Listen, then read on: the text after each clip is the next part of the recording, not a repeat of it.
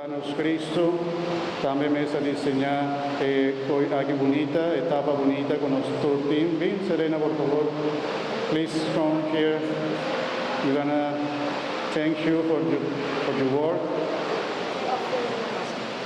Thank you. God bless you. You are a great artist. We can see it. Also, mayoría de personas conocen su trabajo. Este es un que trabaja cosas famosas de Nosila, que llama Chichina. Chichina conocen grande de Punda, otra banda. Esta artista que trabaja. Tiene también un lugar que viene por Baywax su trabajo. Do you know the address? Where is your workshop? Yeah, we're in the neighborhood of the Ostrich Farm.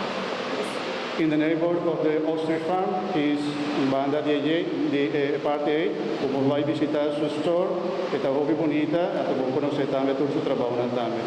Todo lo mejor, everything is going hobby good. God bless you. Much thank you. Un aplauso per tanto.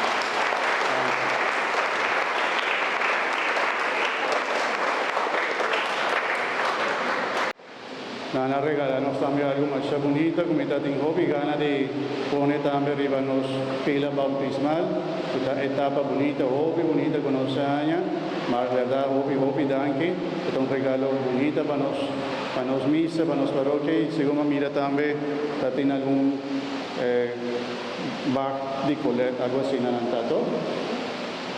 Otro regalo estaba aquí, pues, sí, saco una de colecta, Masha danke de verdad de corazón, tan bonita regalo, una mira con bonita queda, y pila bautismal.